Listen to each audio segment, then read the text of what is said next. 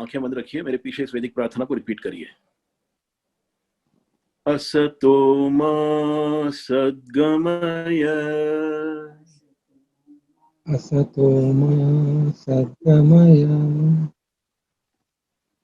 तमसो मा ज्योतिर्गमय, तमसो मा ज्योतिर्गमय, मृत्योर्मा अमृतं गमय, मृत्योर्मामृतं गमय। ओम शांति शांति शांति। शांति शांति।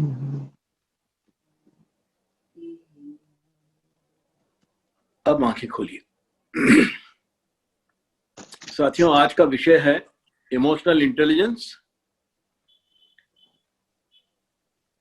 Growth from reaction to response. कोई 30-35 साल पहले जीवन में सफलता के लिए सिर्फ आईक्यू को इंपॉर्टेंट माना जाता था, महत्वपूर्ण माना जाता था, इंटेलिजेंस कोशेंट। और साधारण मनुष्य की इंटेलिजेंस कोशेंट 100 के आसपास होती है आईक्यू। अधिकतम आईक्यू जो साइकोलॉजी में आज तक समझी गई है वो करीब 155-160 के आसपास है। थियोरेटिकली तो 200 पॉसिबल है, पर 155-160 के आसपास मैक्सिमम आईक्यू आज तक समझी गई है। कोई 1990 के आसपास डेनियल गोलमैन, इन्होंने एक थ्योरी दी कि सफलता का मापदंड केवल आईक्यू नहीं हो सकता, क्योंकि उन्होंने अपनी रिसर्च में यह पाया कि बहुत ज्यादा आईक्यू वाले लोग भी असफल हुए हैं और एवरेज आईक्यू वाले 115 के आसपास भी अगर आईक्यू हो, उन्होंने अपनी रिसर्च में एक्चुअली ये पाया कि 115 के बाद आईक्यू की इंपॉर्टेंस इतनी ज्यादा नहीं होती है जितनी ईक्यू की इंपॉर्टेंस होती है, इमोशनल कोशेंट की इंपॉर्टेंस होती है। इसका मतलब मनुष्य अपनी भावनाओं पर नियंत्रण रख सके, अपनी भावनाओं को सही इंटेलिजेंट तरीके से अपने जीवन की परिस्थितियों में उसका उपयोग कर सके अपनी भावनाओं का, और 115 के आसपास उसकी आईक्यू हो, तब सफलता के चांसेस बहुत अधिक है।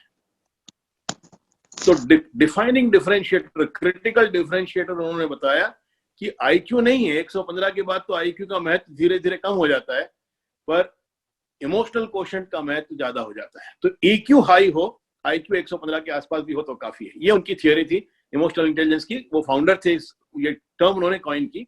और इसमें उन्होंने प्रॉब्लम इमोशनल कई प्रकार की बताई कि बहुत हाईली इंटेलिजेंट आदमी है और इमोशनली अनस्टेबल है तो सफल नहीं होगा, उसके जीवन में बहुत अलग अलग प्रकार की प्रॉब्लम्स आएंगी। और उसको उन्होंने बिल्कुल साइंटिफिक किया कि मनुष्य का जो ब्रेन है उसमें जो इमोशनल सेंटर है मनुष्य का, जो लॉजिकल बिहेवियर मनुष्य का होता है, साधारण रैशनल बिहेवियर जो मनुष्य का होता है, वो यहाँ प्रीफ्रंटल कॉर्टेक्स से कंट्रोल होता है, प्रीफ्रंटल कॉर्टेक्स से।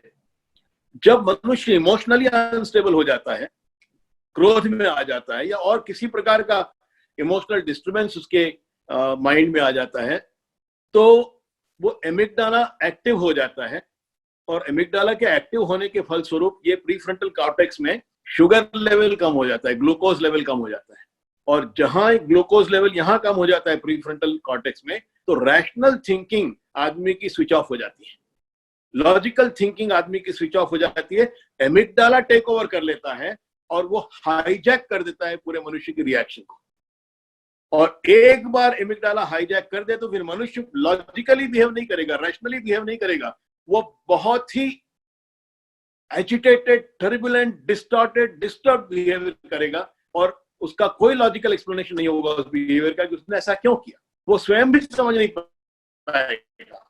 एमिग्डाला हाईजैक इतना बुरी तरह से मनुष्य के रिएक्शंस को हाईजैक कर लेता है। ये डेनियल गोलमैन की थियरी है।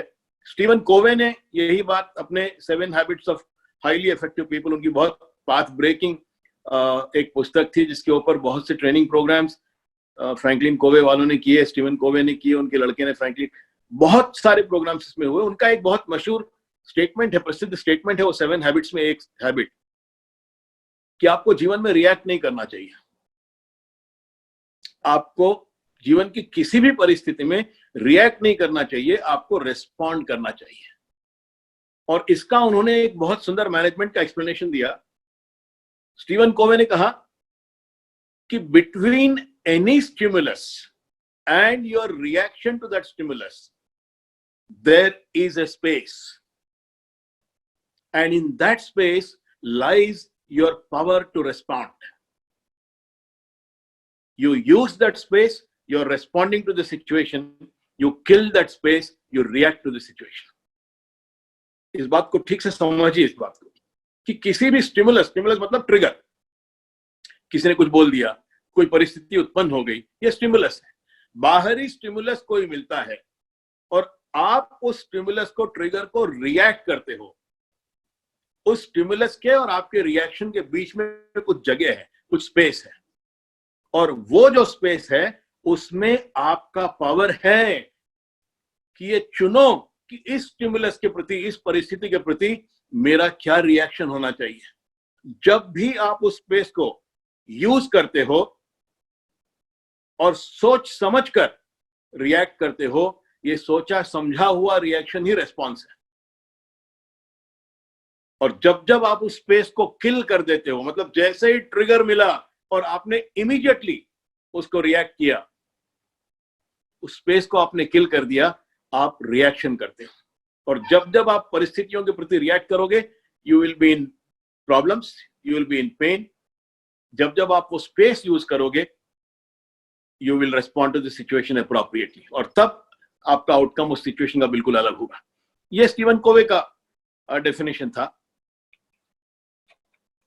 मैं आपको इसका थोड़ा सा एक बहुत यूजफुल एप्लीकेशन समझाना चाहता हूं। जब जब एमिगडाला हाईजैक होता है, तब तब मनुष्य अंधा हो जाता है, परिस्थिति को देख नहीं पाता, समझ नहीं पाता, और बहुत ही मैसिव उसका एमिगडाला हाईजैक का रिएक्शन होता है। आप एक क्षण में अपने जीवन को परमानेंटली बर्बाद कर सकते हो, इतना भयंकर आपका रिएक्शन हो सकता है। कई बार परिस्थिति, हमारे पास बहुत से उदाहरण। माइक टायसन का एग्जांपल लीजिए आप। वर्ल्ड हेवीवेट चैंपियन थे, बॉक्सर, और जब वो वर्ल्ड हेवीवेट चैंपियन थे, इवान होलीफील्ड के साथ उनकी फाइट हो रही थी, और इवान होलीफील्ड ने उनको ताने मारे। फाइट से पहले भी उन्होंने बहुत उनको उकसाया, और वो सारा गुस्सा इनके मन में भरा हुआ था, माइक टायसन के मन में। During the fight also Holyfield उनको बार बार ताने मारते रहे, और माइक टायसन ने उनका कान काट लिया, इवान होलीफील्ड का। रिजल्ट क्या हुआ? उनको डीबार कर दिया गया वर्ल्ड हेवीवेट चैंपियनशिप से।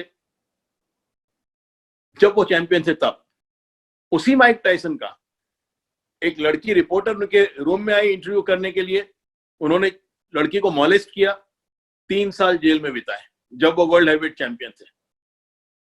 इतना प्रॉब्लम जस्ट बिकॉज आप अपने इमोशंस को, या तो काम को या क्रोध को आप हैंडल नहीं कर सकते हो। नेपाल के पैलेस में क्या हुआ? 15 मिनट की बहस राजकुमार और राज परिवार के बीच में, और राजकुमार ने गन लेकर सारे के सारे राज परिवार को शूट कर दिया। 15 मिनट की बहस। प्रमोद महाजन, प्रवीण महाजन के बीच में क्या हुआ? भाई भाई थे दोनों। 5 मिनट का आर्ग्यूमेंट प्रमोद के साथ प्रवीण का, और प्रवीण ने गन निकाली, ठक ठक ठक 3 गोलियां। प्रमोद महाजन ऊपर चले गए, प्रवीण महाजन अंदर चले गए। आप अपनी जिंदगी को परमानेंटली बर्बाद कर सकते हो यदि आपको अपने इमोशंस पर कंट्रोल नहीं है। अपने स्वयं के जीवन में आप देखिए, कितनी बार आपने हर्ट होकर, गुस्से में आकर, क्रोध में आकर, या किसी और भावना के वशीभूत होकर किसी परिस्थिति को गलत ढंग से हैंडल किया, और उस परिस्थिति का परिणाम आपको सालों तक भुगतना पड़ा। ऐसी ही परिस्थितियों के लिए किसी शायर ने बहुत खूब लिखा है, लम्हों ने खता की थी, सदियों ने सजा पाई। ये जब्र भी देखा है तारीख की आंखों ने, लम्हों ने खता की थी, सदियों ने सदियों ने सजा पाई। तो वो जो लम्हे होते हैं जहां पर आपको स्वयं के ऊपर कंट्रोल रखना पड़ता है, ये कंट्रोल रख पाना और अपने इमोशंस की फायर को, अपने इमोशंस की एनर्जी को सही ढंग से अप्लाई करके उस परिस्थिति को सही ढंग से हैंडल कर पाना, ये इमोशनल इंटेलिजेंस है। ये इमोशनल इंटेलिजेंस है। मैं आपको एक बहुत सुंदर प्रिंसिपल समझाऊंगा और इस प्रिंसिपल को जब हम डिस्कस करेंगे तो आपको मेरी बात बहुत अच्छी तरह से समझ में आ जाएगी। इस प्रिंसिपल का नाम है हीरो प्रिंसिपल। मेरे मित्र अजय एक स्क्रीन शेयर करेंगे आपके साथ अभी, और आपके पास यदि पेन और पेपर हो तो आप पेन और पेपर निकालिए और ये हीरो प्रिंसिपल अपने पेपर पर आप नोट कर लीजिए। एक पूरा A4 साइज का पेपर लगेगा आपको, बड़े फुल शीट लगेगी। ये हीरो प्रिंसिपल है। पेपर के बीच में आप हीरो शब्द लिखेंगे HERO कैपिटल लेटर्स में, ऊपर से नीचे तक, जैसे इस शीट पे लिखा जा रहा है अभी। Ajay please put the principal HERO। इस ढंग से आप हीरो लिखोगे। H का अर्थ है हैपनिंग। हैपनिंग मतलब जीवन की कोई भी घटना। Please put the word happening there Ajay. जीवन में घटनाएं होती हैं, जीवन घटनाओं की एक श्रृंखला ही है। एक के बाद एक, एक के बाद एक के बाद घटनाएं होती रहती हैं, और हर घटना का, हर हैपनिंग का आपके जीवन में कुछ ना कुछ आउटकम होता है। ओ का अर्थ है आउटकम। ओ सिंबल है आउटकम का। तो ओ आउटकम, जीवन में घटनाएं होती हैं और हर घटना का कुछ ना कुछ आउटकम आपके जीवन में होता है। कई बार घटनाओं पर हमारा नियंत्रण नहीं होता, पर यदि आप इमोशनली इंटेलिजेंट हैं तो outcome, Ajay please put O outcome, तो आउटकम पर आपका नियंत्रण हो सकता है। और किस घटना का क्या आउटकम होगा यह डिपेंड करता है आप कितने इमोशनली इंटेलिजेंट हो, और वो ई और आर पर डिपेंड करता है। ई का अर्थ है इवैल्यूएशन। इवैल्यूएशन मतलब जो परिस्थिति है, जो घटना है, उसको आप कैसे इवैल्यूएट कर रहे हो, कैसे समझ रहे हो। आपका इवैल्यूएशन पॉजिटिव माइंड से भी हो सकता है, आपका इवैल्यूएशन नेगेटिव माइंड से भी हो सकता है। इवैल्यूएशन यदि पॉजिटिव माइंड से होगा, अजय प्लीज पुट दी,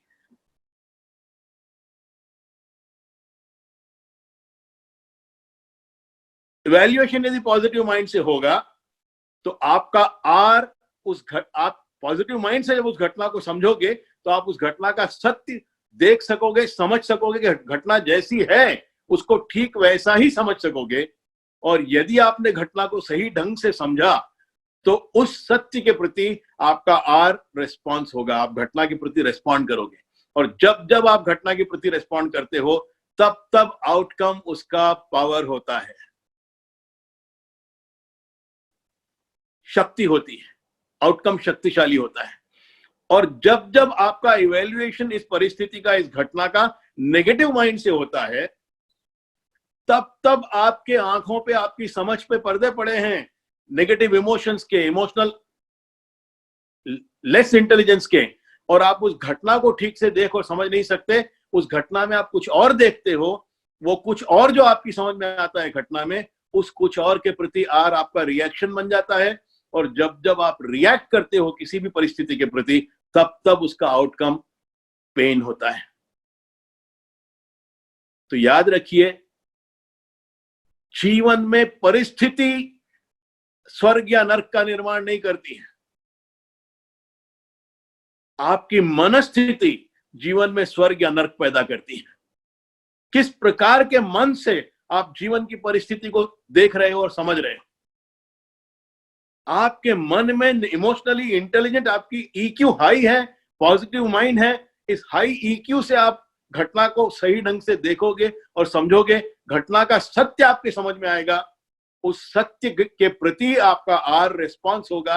और जब जब आप रिस्पॉन्ड करोगे घटना के प्रति, तब तब आउटकम इसका पावर होगा, शक्ति होगा, स्वर्ग होगा।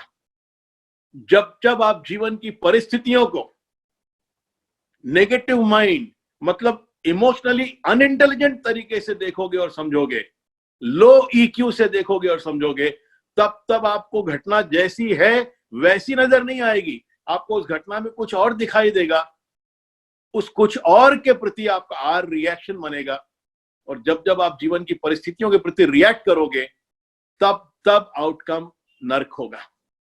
तो स्वर्ग या नर्क हम जो जीवन में देखते हैं, वो परिस्थिति नहीं बनाती है, वो हमारी मनस्थिति बनाती है कि आपकी मनस्थिति हाई ईक्यू की है कि लो ईक्यू की है, आपका स्वयं की भावनाओं पर सही नियंत्रण है कि नहीं है। और जितना नियंत्रण आपका कम होगा मन की भावनाओं पर, जितना ईक्यू आपका कम होगा, उतना आपका रिएक्शन अधिक होगा, और जितना रिएक्शन अधिक होगा उतना आपके जीवन में नर्क बनेगा।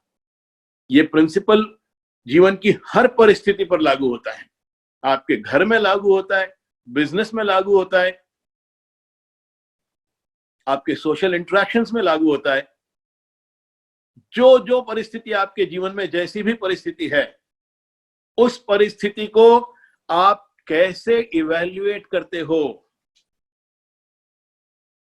परिस्थिति को पॉजिटिव माइंड से इवैल्यूएट करते हो तो घटना का सत्य देखोगे, उस सत्य के प्रति रेस्पॉन्ड करोगे तो घटना का आउटकम स्वर्ग होगा। परिस्थिति को लो ईक्यू से इवैल्यूएट करोगे तो आपकी आंखों पे पर्दे पड़े हैं लो ईक्यू के, आपको कुछ और दिखाई देगा उस घटना में, आप रिएक्ट करोगे और रिएक्शन करोगे तो आपके जीवन में नर्क पैदा होगा। तो स्वर्ग या नर्क परिस्थिति की वजह से नहीं है, आपके रिएक्शन या रेस्पॉन्स की वजह से है, और रिएक्शन या रेस्पॉन्स आपकी मनस्थिति की वजह से है। तो इसलिए इमोशनल इंटेलिजेंस बहुत ही महत्वपूर्ण है। जीवन की हर परिस्थिति को सही ढंग से रिस्पॉन्ड करें, तब आपको जीवन में हर परिस्थिति में स्वर्ग दिखेगा। इस बात को समझना बहुत आवश्यक है। तो ये नेगेटिव माइंड क्या है? Ajay, you can take off the slide now. तो ये नेगेटिव माइंड क्या है? ये सैडनेस है एक प्रकार की। जब जब आपके जीवन में ऐसा कुछ घटता है जिसकी वजह से आप दुखी होते हो, आपके मन में किसी प्रकार का हर्ट है, कोई अपसेट है, कोई पेन है, कोई फ्रस्ट्रेशन है, कोई शर्म की स्थिति हो गई है, या किसी प्रकार की ग्लानि है आपके मन में, पीड़ा है, ऐसा कोई भी सैडनेस आपके मन में यदि जीवन की कोई परिस्थिति उत्पन्न करती है और आपके मन में वो सैडनेस आप दबा के रख लेते हो, आप उसको दिखाते नहीं हो या उसको हैंडल नहीं करते हो, ये गार्बेज आपके मन के अंदर भरा हुआ है। जीवन की कोई भी परिस्थिति आपको ट्रिगर करेगी, वो गार्बेज भड़भड़ा के बाहर निकलेगा। ये बहुत महत्वपूर्ण है इस बात को समझना। कई बार लोग मुझसे पूछते हैं कि आप क्या कहना चाहते हो कि जीवन में क्रोध होना ही नहीं चाहिए, हमें क्रोध करना ही नहीं चाहिए। अरे क्रोध करना ही नहीं चाहिए मैंने कब कहा? आप क्रोध अगर करोगे ही नहीं तो परिस्थितियों को कैसे हैंडल करोगे? नेगेटिव लोगों को कैसे हैंडल करोगे? क्रोध नहीं होना चाहिए या क्रोध के होने में कोई प्रॉब्लम है, ये मैंने कभी नहीं कहा। प्रश्न हमको ये करना चाहिए कि क्या हमारा क्रोध परिस्थिति के अनुरूप है, प्रोपोर्शनेट है, या परिस्थिति से बहुत अधिक मात्रा में है, डिस्प्रोपोर्शनेट है। मान लो 2 यूनिट की परिस्थिति है और आप 2 यूनिट का ही क्रोध बता रहे हो, तो ऐसा क्रोध तो बहुत अच्छा है, होना ही चाहिए, हेल्दी क्रोध है ये। पर 2 यूनिट की परिस्थिति है और आप 50 यूनिट क्रोध बता रहे हो, 5 मिनट का भाई के साथ आर्ग्यूमेंट हो रहा है और आप ठक ठक ठक 3 गोली भाई के सीने में उतार रहे हो। परिस्थिति 2 यूनिट की है, आप 50 यूनिट क्रोध बता रहे हो, तो वो बाकी 48 यूनिट कहां से आया? परिस्थिति तो 2 यूनिट की थी, क्रोध आपको 2 यूनिट का आना चाहिए था। वो बाकी 48 यूनिट आपके अंदर का गार्बेज है, आपके अंदर की सैडनेस है, आपके अंदर की पीड़ाएं हैं, आपके अंदर का फ्रस्ट्रेशन है, आपके अंदर की ग्लानि है, आपके अंदर की शर्म, कुछ ना कुछ सैडनेस आपके अंदर भीतर भरी हुई है, आपने उसको हैंडल नहीं किया है, 2 यूनिट की परिस्थिति ने उसको ट्रिगर किया है, चिंगारी दी है, और 48 यूनिट का क्रोध एडिशनल आपने परिस्थिति में वॉमिट आउट कर दिया है, उल्टी कर दी अपने क्रोध की, और सारे जीवन को बर्बाद कर लिया। ये जो 48 यूनिट का डिस्प्रोपोर्शनेट क्रोध है, ये बहुत खतरनाक है। इसीलिए किसी विचारक ने बहुत सुंदर ढंग से कहा कि anger is only 1 letter away from danger. आप एंगर की ANGER स्पेलिंग के आगे डी लगा दो, एंगर बिकम्स डेंजर। ये डी बहुत सिग्निफिकेंट है, बहुत सिग्निफिकेंट है। आपका एंगर, आपका क्रोध बाय डिजाइन है या बाय डिफॉल्ट है? बाय डिजाइन है, इसका मतलब आपका नियंत्रण है क्रोध पर। आप क्रोध को एक स्ट्रेटेजी की तरह, एक टूल की तरह यूज कर रहे हो, एक नेगेटिव पर्सन को या एक नेगेटिव सिचुएशन को हैंडल करने के लिए। आप नियंत्रण में हो, आप कंट्रोल में हो, ये हेल्दी एंगर है, होनी ही चाहिए। पर यदि आपका एंगर बाय डिफॉल्ट है, इसका मतलब आप कंट्रोल में नहीं हो। आपके अंदर कूड़ा, गार्बेज भरा है, सैडनेसेस का, दुखों का, पीड़ाओं का, फ्रस्ट्रेशन का, ये पूरा भरा हुआ है। 2 यूनिट की कोई भी परिस्थिति उसको चिंगारी देगी, हवा देगी, और फटाफट वो 48 यूनिट एंगर निकल के आएगी and you will रूइन your life. ये बहुत महत्वपूर्ण बात है समझने की कि क्या क्या विभिन्न प्रकार की सैडनेसेस हैं। तो मैं आज 3 सैडनेसेस का जिक्र करूंगा, और हो सकता है कि कल इसको हम किसी और दूसरे सैडनेसेस के हिसाब से भी देखें, इस परिस्थिति को, इस प्रिंसिपल को समझने के लिए। आज 3 प्रकार की सैडनेसेस का मैं जिक्र करूंगा। एक है, किसी ने आपके साथ अनुचित व्यवहार किया, किसी ने आपको हर्ट किया, किसी ने आपको पीड़ा पहुंचाई, और आप उस दुख को पी गए, आपने रिएक्ट नहीं किया, आपने उस दुख को हैंडल नहीं किया। यह एक प्रकार की पीड़ा है कि किसी का अनुचित व्यवहार मेरे अंदर पीड़ा, चोट, कष्ट पहुंचाता है मुझे, और वो मेरे अंदर भरा हुआ है। दूसरे प्रकार की सैडनेस है कि मैंने कोई गलती की, किसी के साथ मैंने अनुचित व्यवहार किया, और उस अनुचित व्यवहार की, उस गलती की मेरे मन में शर्म है या ग्लानि है, और मैंने उस ग्लानि को भी हैंडल नहीं किया, और इसलिए वो गार्बेज मेरे अंदर भरा हुआ है, वो कूड़ा, और कोई भी परिस्थिति उस जगह टच करेगी तो आप एकदम से भड़बड़ा के रिएक्ट करोगे। और तीसरे प्रकार की जो सैडनेस है, तीसरे प्रकार का जो फ्रस्ट्रेशन है, कि कई बार ईश्वर ने हमारे साथ, या प्रकृति ने, या किस्मत ने, या नियति ने हमारे साथ कोई अनुचित हमको परिस्थिति में डाल दिया। हमने कोई बुराई नहीं की किसी की, हमने हमेशा फेयर ही व्यवहार किया, पर किसी ने मेरे साथ बुरा कर दिया। किस्मत ने मेरे साथ खेल खेला, नियति मेरी ऐसी है, और वाई मी, मेरे साथ ही ऐसा। बुरे लोगों के साथ तो बुरा होता है, समझ में आती है बात, अच्छे लोगों के साथ बुरा क्यों होता है? ये भी फ्रस्ट्रेशन एक प्रकार का है। ये इतना फ्रस्ट्रेशन आज हम हैंडल करेंगे, और इसके बाद और भावनाओं की बात रहेगी तो देखेंगे एक और सेशन उसके अंदर, पर इतना हम आज हैंडल करेंगे। एक छोटी प्रोसेस करते हैं आगे बढ़ने से पहले। अपनी आंखें बंद करिए 2 मिनट के लिए। अपनी आज तक की सारी जिंदगी पर, आज तक के पूरे जीवन पर एक नजर डालिए, और आपके आज तक के जीवन में एक ऐसे व्यक्ति का ध्यान करिए जिसने आपके साथ बहुत अनुचित व्यवहार किया, जिसके अनुचित व्यवहार की वजह से आपको गहरी पीड़ा, गहरा कष्ट हुआ। उस पूरी घटना पर विचार करिए। इस व्यक्ति के अनुचित व्यवहार से आपको जो पीड़ा हुई, जो कष्ट हुआ, उसको महसूस करिए हृदय की गहराई से। ऐसा व्यक्ति, ऐसी घटना जिसे आप अपने जीवन में स्वीकार नहीं कर सकते, जिसे आप अपनी अंतिम सांस तक क्षमा नहीं कर सकते,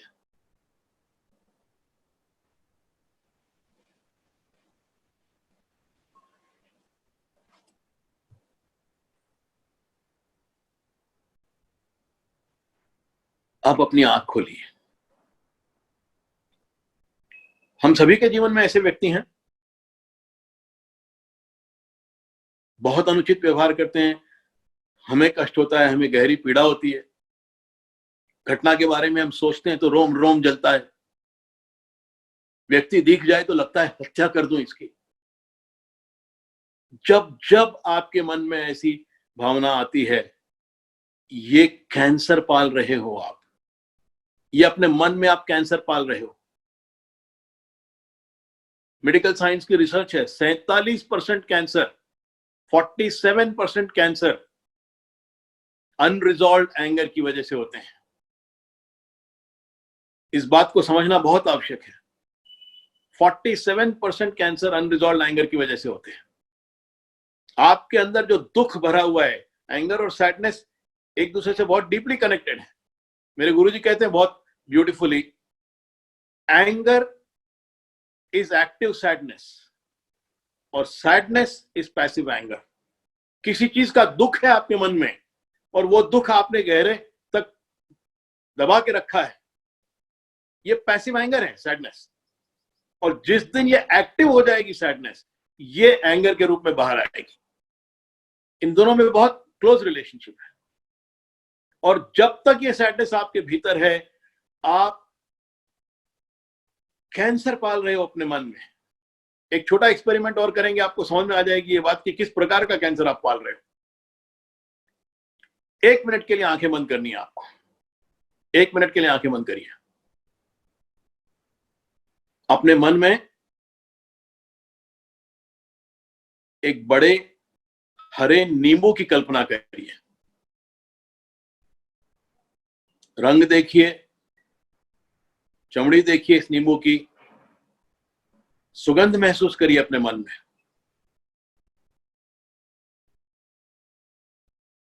जितना साफ साफ इस नींबू को देख सकते हैं आप देखिए।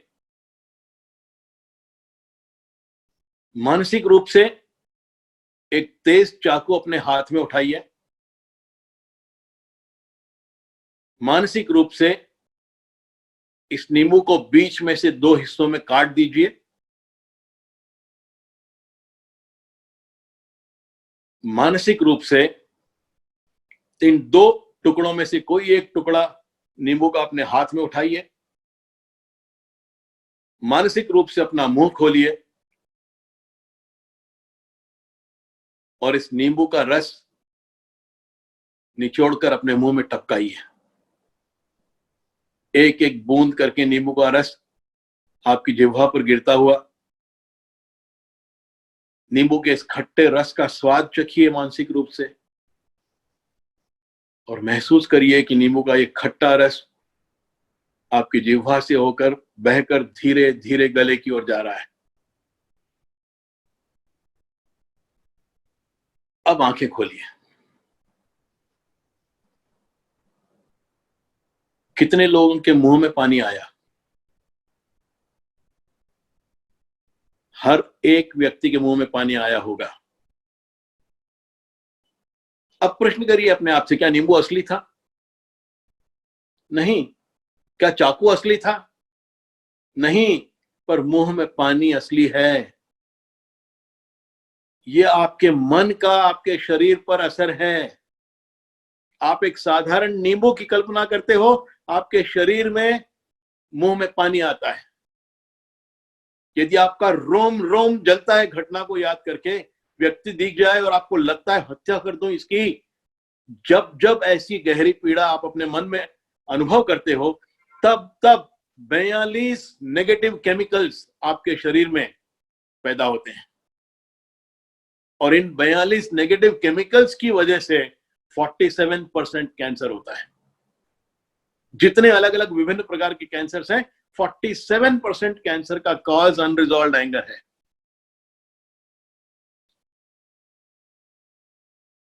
इस बात को समझना बहुत आवश्यक है। ये जो गहरी पीड़ा, चोट, फ्रस्ट्रेशन, ये दुख, ये फ्रस्ट्रेशन जो हम लेके चल रहे हैं अपने मन में, ये कैंसर लेके चल रहे हैं। इसको निकालना बहुत आवश्यक है। 2-3 कारण है क्यों निकालना आवश्यक है। मान लो आप घर से बाहर निकले नंगे पैर और पड़ोसी ने कहीं कांच की बोतल फेंक दी सड़क पे, टुकड़े बिखरे हुए हैं सड़क पे, आपका पैर कांच के एक टुकड़े पे पड़ा और वो कांच का टुकड़ा आपके पैर में चुभ गया, अब आप क्या करोगे? सबसे पहले वो कांच का टुकड़ा निकाल के फेंकोगे पैर से, कि वो टुकड़ा वहीं रखोगे, अप एंड डाउन परेड करोगे कि किसने फेंका, क्यों फेंका, किस चीज की बोतल थी, सड़क पे फेंकने की कोई जगह है, आप इंक्वायरी पहले करोगे या पहले कांच का टुकड़ा निकाल के फेंकोगे अपने पैर में से? हम पहले अपनी चोट का इलाज करेंगे, पहले अपने पैर में से कांच का टुकड़ा निकालेंगे, बाद में परिस्थिति को हैंडल करेंगे। ये हम बहुत वाइज होते हैं जब फिजिकल हर्ट होती है, पर जब साइकोलॉजिकल हर्ट होती है वी आर अदरवाइज। हम हर्ट को पालते हैं अपने मन में, हर्ट को दबा के रखते हैं। तुमने मेरे साथ ये किया, मैं तुम्हारी जिंदगी दूभर कर दूंगा, मैं ईंट का जवाब पत्थर से दूंगा। ये मूर्खता है, ये कैंसर लेके चल रहे हैं हम अपने मन के अंदर। इसको निकालना बहुत आवश्यक है। एक और भी कारण है कि क्यों इसको निकालना आवश्यक है। जिसने भी आपके साथ जो कुछ किया, अच्छा बुरा व्यवहार, वो तो करके चला गया, मजे में है। दुख कौन उठा रहा है? वो जिसकी गलती नहीं थी। वो जब जब घटना को सोचता है तब तब उसको तकलीफ होती है। तो जिसकी गलती है वो तो मजे में है, और जो भुगत रहा है वो जिसकी गलती नहीं है। तो ये कैंसर जो आप पाल रहे हो, इसको निकालना बहुत आवश्यक है। कैसे निकालोगे? एक बहुत महत्वपूर्ण फिलॉसफी, जीवन दर्शन अपने मन में समझना पड़ेगा। ये जीवन दर्शन बहुत महत्वपूर्ण है समझने के लिए। और ये जीवन दर्शन ये है कि ये विश्व और इस विश्व के लोग अपूर्ण हैं, इम्परफेक्ट हैं। कोई परफेक्ट नहीं है। मैं परफेक्ट नहीं हूं, आप परफेक्ट नहीं है, बाहर दुनिया वाले भी परफेक्ट नहीं है। ये विश्व और इसके लोग अपूर्ण हैं। जिसने जितनी ऊंचाई पाई है, जितनी मैच्योरिटी पाई है, उसी ऊंचाई के अनुरूप, उसी मैच्योरिटी के हिसाब से उसका व्यवहार है। इस बात को ठीक से समझ के आपके जीवन में जो लोग जिस प्रकार के हैं, जितनी मैच्योरिटी के हैं, उनको उसी हिसाब से स्वीकार करें मन के अंदर, और हृदय की गहराई से उनको क्षमा करें उनके अनुचित व्यवहार के लिए। स्वीकार और क्षमा से अपने मन की पीड़ा को दूर करें, अपने मन की चोट को दूर करें, और फिर पूर्ण हृदय से चोट से बाहर आकर फिर उस व्यक्ति के साथ आपको जो उचित लगे वो व्यवहार करें। ये बात मैंने कह दी आसानी से, आपने सुन भी लिया आसानी से, पर इस बात को समझना आसान नहीं है। और समझ भी गए तो इस बात पर चलना, इस समझ के हिसाब से जीवन को चलाना, इस पर प्रैक्टिस करना, ये और अधिक मुश्किल काम। तो पहले समझने का प्रयास करते हैं। मैं 2 कहानियां सुनाता हूं आपको। मान लो आप जंगल में गए सैर के लिए सुबह सवेरे, और एक वृक्ष के नीचे जंगल में आपने देखा कि एक बिच्छू जाल में फंसा हुआ है। तड़प रहा है बाहर निकलने के लिए, और तड़प रहा है, बाहर निकल नहीं पा रहा है। आपसे बिच्छू की वो तड़प देखी नहीं गई। बहुत करुणावश आप वृक्ष के पास गए, आपने जाल को ढीला किया, बिच्छू को बाहर निकाला, और बिच्छू आपकी ओर कृतज्ञता भरे नैनों से, आंसू भरे नैनों से देखा, आपका धन्यवाद किया बिच्छू ने, और वो जंगल में चला गया। ऐसे ही होता है? ऐसे नहीं होता है। बिच्छू जाल में से बाहर निकलता है और आपको डंक मारता है। क्यों? आपने उसकी सहायता की और वो आपको डंक मार रहा है। ऐसा क्यों है? ऐसा इसलिए है क्योंकि बिच्छू की ऊंचाई इतनी है कि कोई उसकी सहायता करे या कोई उसको कष्ट पहुंचाए, वो तो उसको कष्ट ही पहुंचाएगा। बिच्छू की ग्रोथ इतनी है, बिच्छू की मैच्योरिटी इतनी है कि कोई उसकी सहायता करे या कोई उसको कष्ट पहुंचाए, वो तो पलट के कष्ट ही पहुंचाएगा। इसलिए उसका व्यवहार ऐसा है। इस दुनिया में भी कई लोग बिच्छुओं जैसे हैं। आप उनके साथ अच्छा व्यवहार करो, वो आपके साथ बुरा व्यवहार करेंगे। कई लोग बहुत ऊंचाई पर हैं, आप उनके साथ बुरा व्यवहार करो, वो आपके साथ अच्छा व्यवहार करेंगे। नेल्सन मंडेला को 26 साल जेल में रखा अंग्रेजों ने, और जब वर्ल्ड प्रेशर बहुत हो गया तब प्रेशर में उनको रिलीज किया। मंडेला के मित्रों ने कहा कि मंडेला बदला लो, दुनिया तुम्हारे साथ है, सबक सिखाओ इन अंग्रेजों को। और मंडेला ने क्या कहा? मंडेला ने कहा कि अंग्रेजों ने 26 साल मेरे शरीर को कैद रखा, मैं नहीं चाहता कि अगले 26 साल मेरा मन उनकी कैद में रहे, मैं उनको क्षमा करता हूं। ये हाइट ऑफ फॉरगिवनेस है। तो कुछ लोग बिच्छू जैसे हैं, आप उनके साथ अच्छा व्यवहार करो, वो आपके साथ गलत व्यवहार करेंगे। कुछ लोग ऊपर हैं, आप उनके साथ बुरा व्यवहार करो, वो आपके साथ अच्छा व्यवहार करेंगे। और हम में से अधिकतर बीच में हैं, तुम अच्छा करो मैं अच्छा करूंगा, तुम बुरा करो मैं बुरा करूंगा। तो व्यक्तियों का व्यवहार उनकी ऊंचाई के हिसाब से, उनके मैच्योरिटी के हिसाब से व्यक्तियों का व्यवहार है। कोई परफेक्ट नहीं है।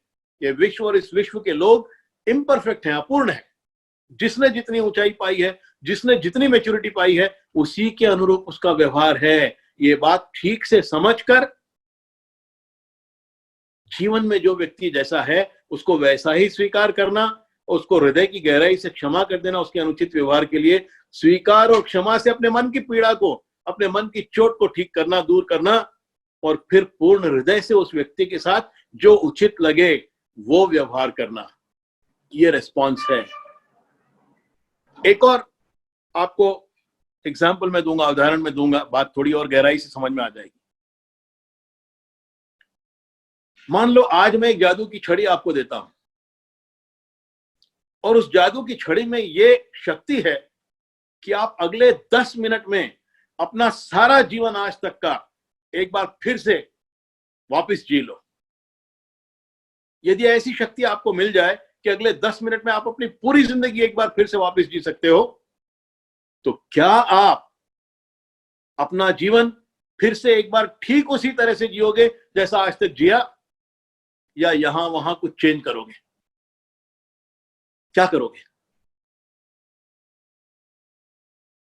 आप में से हर व्यक्ति का उत्तर होगा कि हम अपनी सारी गलतियों को बदलेंगे। हम आज तक हमने अपने जीवन में जो गलतियां की उन सबको बदलेंगे। जीवन को फिर एक बार अगर जीने का मौका मिला तो वो गलतियां फिर एक बार नहीं दोहराएंगे। क्यों? ऐसा क्यों है?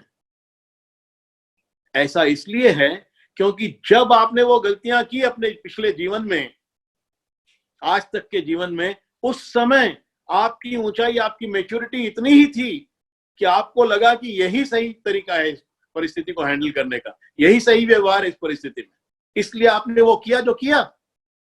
आज आप थोड़े ऊंचे उठ गए हो, आप आज थोड़े और मैच्योर हो गए हो, और इसलिए यदि आपको कोई एक और मौका दे अपने जीवन को फिर से जीने का, तो आप वो गलती फिर से नहीं दोहराओगे। आप इसको अलग ढंग से हैंडल करोगे आप, क्योंकि आप थोड़े ऊंचे उठ गए हो, थोड़े और मैच्योर हो गए। यही सारे विश्व में हर व्यक्ति के साथ हो रहा है। हर व्यक्ति अपने जीवन में धीरे धीरे धीरे ऊंचा उठ रहा है, और जो व्यक्ति अपने जीवन में जितना ऊंचा उठा है, जिसने जितनी मैच्योरिटी पाई है, उसी के अनुरूप, उसी के हिसाब से उसका व्यवहार है। इस बात को ठीक से समझकर जो व्यक्ति जीवन में जैसा है उसको वैसा ही स्वीकार करके,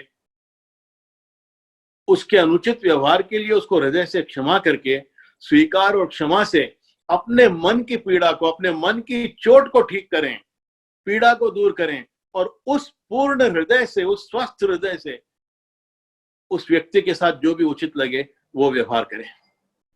अब उचित क्या होगा ये परिस्थिति पर निर्भर करता है, ये व्यक्ति पर निर्भर करता है। कई बार उचित ये होगा कि आप इग्नोर कर दो उस व्यक्ति को, अनजान हो जाओ यदि उस व्यक्ति के बिना आप जी सकते हो। कई बार उचित ये होगा कि आप उस व्यक्ति के साथ चर्चा करो, हार्ट टू हार्ट बात करो, अपनी बात उसको समझाओ, उसकी बात आप समझो। कई बार उचित ये होगा कि आप उस व्यक्ति को दंड दो, यदि आपको लगता है कि बिना दंड दिए इसकी समझ में नहीं आएगी बात। कई बार वार्निंग से काम चल जाएगा। तो व्यवहार क्या उचित है उस परिस्थिति में, यह व्यक्ति पर और परिस्थिति पर निर्भर करता है। पर सही क्या है उस परिस्थिति में आपके लिए करना, यह आप तभी सही ढंग से तय कर पाओगे जब आपके हृदय में स्वीकार और क्षमा से आपने अपनी पीड़ा को दूर कर लिया है। जब तक आप पीड़ित हो, जब तक आप घायल हो हृदय में, तब तक आप सही ढंग से उस परिस्थिति को सोचने और समझने की परिस्थिति में नहीं हो। आपको उस परिस्थिति में कुछ और ही नजर आएगा, उस कुछ और जो नजर आ रहा है उसके प्रति आप रिएक्ट करोगे, और जब जब रिएक्ट करोगे आप अपने जीवन में नर्क पैदा करोगे। इस बात को ठीक से समझ लेना बहुत आवश्यक है। अब जितनी आसानी से मैंने समझा दिया और आपने समझ भी लिया, उतनी आसानी से होगा नहीं। ये करना बहुत मुश्किल है। इसको क्यों नहीं होगा उतनी आसानी से? इसलिए नहीं होगा क्योंकि कौन वो व्यक्ति हैं जो आपको पीड़ा दे सकते हैं? कौन वो लोग हैं जो आपको चोट पहुंचा सकते हैं, आपको कष्ट दे सकते हैं? ये लोग वो हैं जो आपके अपने हैं, जिन पर आपको विश्वास है। ये लोग वो हैं जिनसे आप प्रेम करते हो, और जितना अधिक आप प्रेम करते हो उतनी ही गहरी चोट लगेगी। इस बात को समझ लीजिए। कोई अनजान व्यक्ति, कोई तीसरा व्यक्ति आउट ऑफ दी वे आपसे आपके साथ कुछ अनुचित व्यवहार करे तो आपको क्या फर्क पड़ता है? उसने कुछ बोल दिया, आपने कुछ बोल दिया, बात खत्म हो गई, आई गई होगी। पर जो आपका अपना है, जिससे आपका प्रेम है, जिस पर आपका विश्वास है, वो व्यक्ति आपके साथ कोई अनुचित व्यवहार करे तो चोट गहरी लगती है। और इसलिए उसको स्वीकार और क्षमा कर पाना पेनफुल है, आसान नहीं है। एक बहुत सुंदर कहानी है। लोहा और सोना आपस में बात कर रहे हैं, और सोना कहता है लोहे से कि देखो, सुनार हथौड़ी से मार मार के, पीट पीट के मेरे सुंदर जेवर बनाता है, गहने बनाता है। मैं चिल्लाता नहीं हूं, चीखता नहीं हूं, क्योंकि सोना सॉफ्ट है ना, तो आवाज ज्यादा नहीं आती है। मैं ज्यादा चीखता नहीं हूं। पर लोहार हथौड़ी से मार मार के तुम्हारे बर्तन बनाता है, लोहे के बर्तन बनाता है, तो तुम बहुत चीखते चिल्लाते हो, टन टना टन टन टना टन, बहुत आवाज करते हो। ये फर्क क्यों है तुम में और मुझ में? और लोहा सोने को उत्तर दे रहा है। लोहा कहता है कि देखो, सुनार लोहे की हथौड़ी से तुमको सोने को मारता है, तो वो लोहा तुम्हारा कुछ नहीं लगता, वो लोहे की हथौड़ी तुम्हारी कुछ नहीं लगती, इसलिए तुमको कष्ट नहीं होता, इसलिए तुमको पीड़ा नहीं होती, तुम चीखते नहीं हो, चिल्लाते नहीं हो। पर लोहार लोहे की हथौड़ी से मुझे लोहे को पीटता है तो बहुत तकलीफ होती है, और इसलिए मैं चिल्लाता हूं, चीखता हूं। अपना अपने को पीटता है तो चीख तो निकलती है। तो वो लोग जो आपको तकलीफ दे सकते हैं, वो लोग ही हैं जो आपके अपने हैं। और जितना आप उससे प्रेम करते हो, जितना आपका उस पर विश्वास है, उतनी पीड़ा अधिक होगी, उतना कष्ट अधिक होगा। और इसलिए उसको स्वीकार और क्षमा कर पाना थोड़ा सा मुश्किल है, थोड़ा सा पेनफुल है। पर आपके पास इसके सिवाय दूसरा रास्ता नहीं है। आप जब तक उस हर्ट को, उस पेन को, उस अपसेट को, उस चोट को, उस पीड़ा को अपने मन में पाले हुए हो, तब जब जब व्यक्ति देखेगा आपका रोम रोम जलेगा। जब जब घटना याद आएगी, आपके मन में पीड़ा आप महसूस करोगे, और जब जब गहरी पीड़ा का अनुभव करोगे, तब तब बयानी जहर आप पैदा करोगे, और तब तब आप रिएक्ट करोगे सिचुएशन को, तब तब जिंदगी में आप नर्क पैदा करोगे। इसलिए इस कैंसर को, इस पीड़ा को, इस चोट को इस फिलॉसफी के साथ हैंडल करना बहुत आवश्यक है। हमारी जो आज की फिलॉसफी है ना, बहुत स्टूपिड फिलॉसफी है। हम जिस ढंग से जीवन जीते हैं, हम ये सोचते हैं कि मैं तो फेयर हूं, मैंने किसी के साथ अनुचित व्यवहार किया ही नहीं, तो दुनिया भी मेरे साथ उचित ही व्यवहार करेगी। मैं फेयर हूं इसलिए दुनिया मेरे साथ फेयर व्यवहार करेगी। ये स्टूपिड फिलॉसफी है। दुनिया मेरे साथ फेयर व्यवहार करे क्योंकि मैं तो फेयर व्यक्ति हूं, ये सोच इतनी ही मूर्खतापूर्ण है जितनी ये सोच कि शेर मुझे खाए नहीं क्योंकि मैं तो वेजिटेरियन हूं। अरे आप वेजिटेरियन हो, ये आपका वैल्यू सिस्टम है। वो वेजिटेरियन को खा जाएगा शेर क्योंकि वो नॉन वेजिटेरियन है, ये उसका वैल्यू सिस्टम है। आप फेयर हो, ये आपके जीवन की ऊंचाई है, आपकी सोच की ऊंचाई है। पर फेयर व्यक्ति के साथ कोई अनफेयर व्यवहार करे, ये उसकी नीचता है, ये उसकी सोच है। व्यक्तियों का व्यवहार उनके ऊंचाई, उनकी मैच्योरिटी के हिसाब से ही है। इस बात को ठीक से समझ लेना और जो व्यक्ति जीवन में जैसा है उसको वैसा ही स्वीकार कर लेना, उसको पूर्ण हृदय के साथ, हृदय की गहराई से क्षमा करके, स्वीकार और क्षमा से अपने आंतरिक चोट को, अपनी पीड़ा को ठीक कर लेना। हृदय परिपूर्ण हो जाए, अपने पीड़ा से हम बाहर निकल जाएं, उसके बाद मस्तिष्क काम करना ठीक आरंभ करता है। तब आप परिस्थिति का आकलन सही कर सकते हो कि इस परिस्थिति में इस व्यक्ति के साथ मुझे किस प्रकार का व्यवहार करना चाहिए, किस प्रकार का व्यवहार उचित होगा। इस बात को, इस फिलॉसफी को अपने जीवन में उतारना ही होगा कि यह विश्व और इस विश्व के लोग इम्परफेक्ट हैं, अपूर्ण हैं। जिसने जितनी ऊंचाई पाई है उसी के अनुरूप, उसी के हिसाब से उसका व्यवहार है। ये बात समझकर, ये जीवन दर्शन मन में समझकर व्यक्ति जो जैसे हैं उसको वैसा ही स्वीकार करें। उसने जो आपके साथ अच्छा बुरा किया उसके लिए हृदय की गहराई से क्षमा करें, अपने हृदय की पीड़ा को दूर करें स्वीकार और क्षमा से, और उसके बाद आपको उस व्यक्ति के साथ जो उचित व्यवहार लगे वो व्यवहार उस व्यक्ति के साथ करें। ये बात समझनी बहुत आवश्यक है, इस पर प्रैक्टिस करना बहुत आवश्यक है।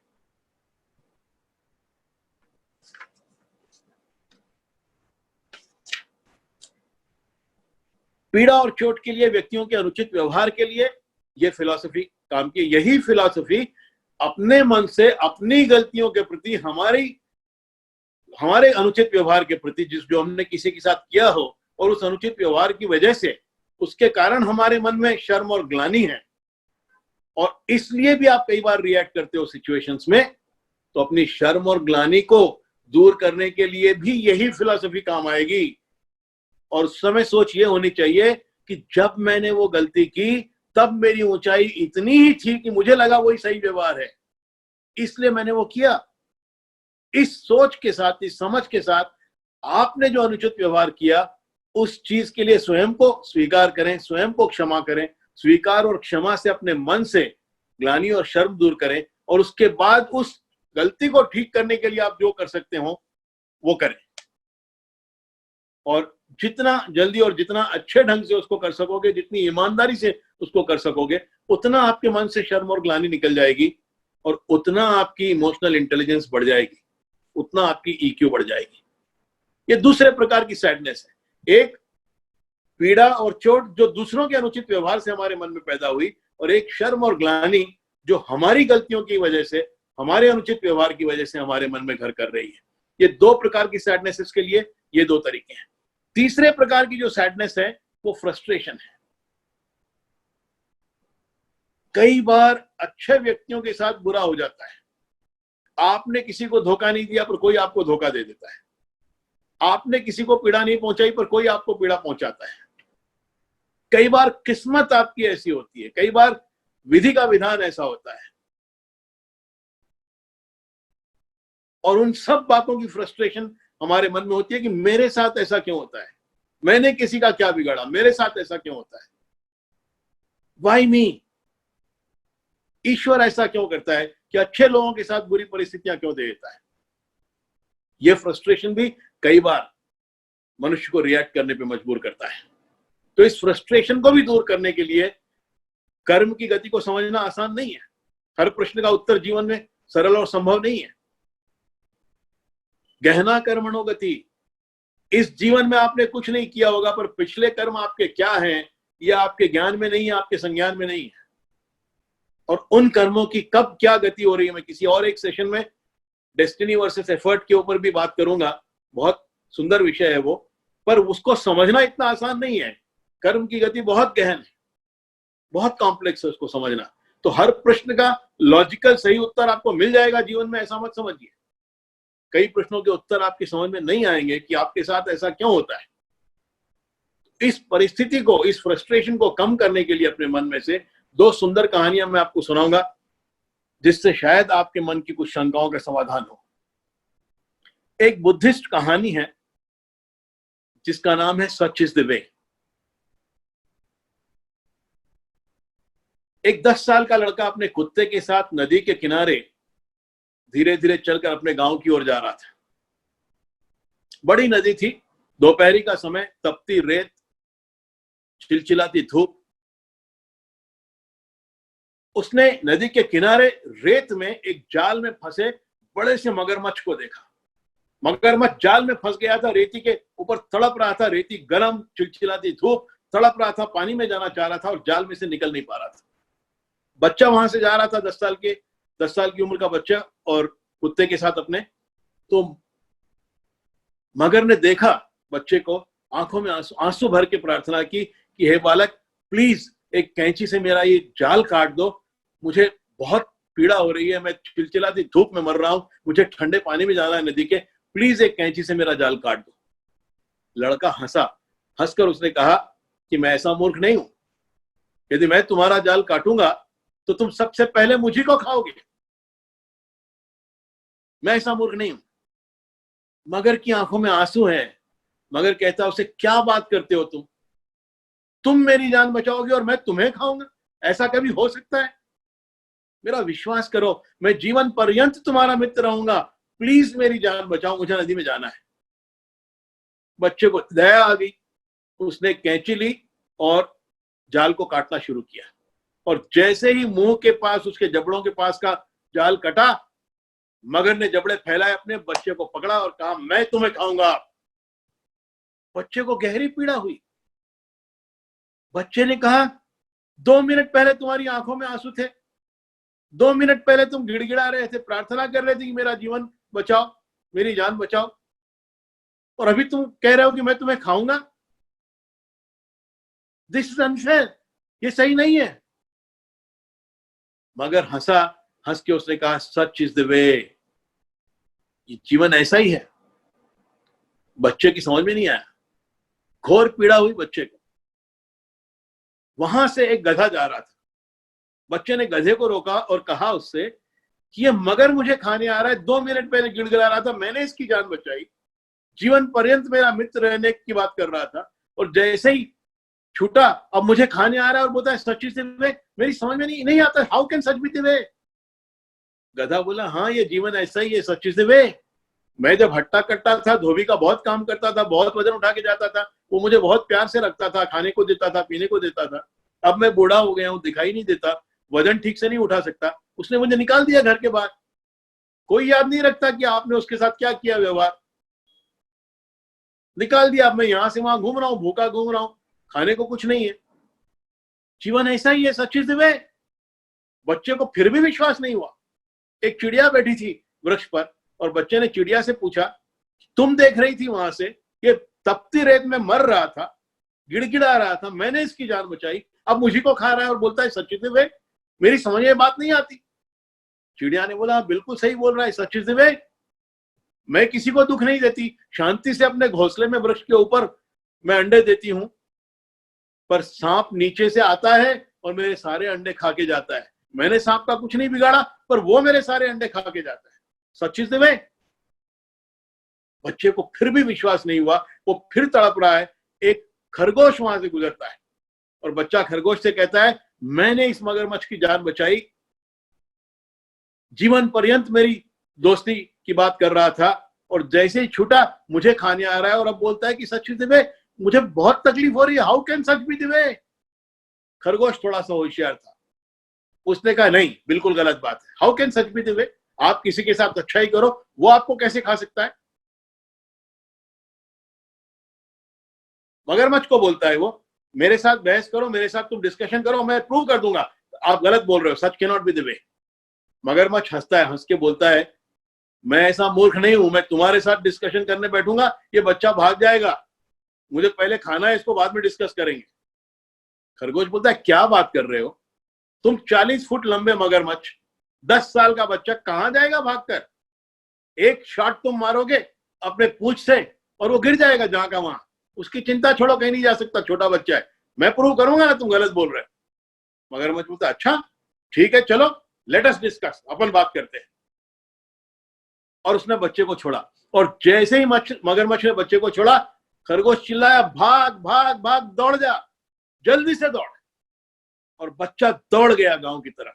मगरमच्छ अपनी पूंछ से उसको मारना चाहता है शॉट, पर पूंछ तो अभी तक जाल में फंसी हुई है। बच्चे ने सिर्फ उसके जबड़े के पास का जाल काटा था, बाकी शरीर तो जाल में फंसा हुआ है। वो मार नहीं पाता बच्चे को, और उसकी आंखों के सामने बच्चा दौड़ के गांव की तरफ चला जाता है। मगरमच्छ खरगोश की तरफ देखता है क्रोध से और कहता है तुमने मुझे धोखा दिया, यू चीटेड मी। और खरगोश कहता है क्या सच इज द वे, यही जीवन का तरीका है। बच्चा गांव पहुंचता है, गांव के लोगों को जमा करता है, कहता है कि नदी के पास एक बड़ा मगरमच्छ है, बहुत डेंजरस है। तो 30-40 लोग हथियार लेकर उस बच्चे के साथ वापस आते हैं। उस मगरमच्छ को पकड़कर मार कर खत्म कर देते हैं, हथियारों से मार मार कर। बच्चे के मन में बहुत कृतज्ञता है उस खरगोश के प्रति कि उसने मेरी जान बचाई। बच्चा उसका धन्यवाद करना चाहता है, और वो मुड़ के देखता है खरगोश की तरफ, और वहां वो देखता है कि उसका अपना कुत्ता उस खरगोश को खा रहा है जिसने उसकी जान बचाई। आंखों में आंसू भरकर बच्चा रेत में घुटनों के बल गिरता है, ऊपर देखता है और कहता है मेरी समझ में आ गया है, सच इज द वे। जीवन ऐसा ही है, हर प्रश्न का उत्तर नहीं है। अच्छे लोगों के साथ बुरा क्यों होता है, हर प्रश्न का लॉजिकल आंसर नहीं है। गहना कर्मणो गति।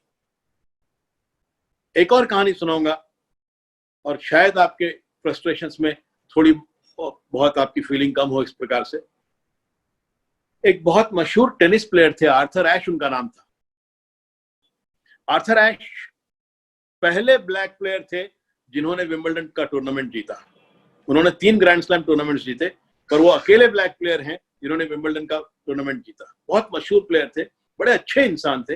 अमेरिका में ब्लैक्स को सेकेंड रेट सिटीजन माना जाता था, बहुत उनके ऊपर अत्याचार होते थे 60-70s में, और ब्लैक लोगों के प्रति उन्होंने अपने समाज के लिए बहुत काम किया आर्थर एश ने, और कई लोगों की जिंदगी बदली उन्होंने, उनको उनके अधिकार दिलाए। बहुत सुंदर इंसान थे।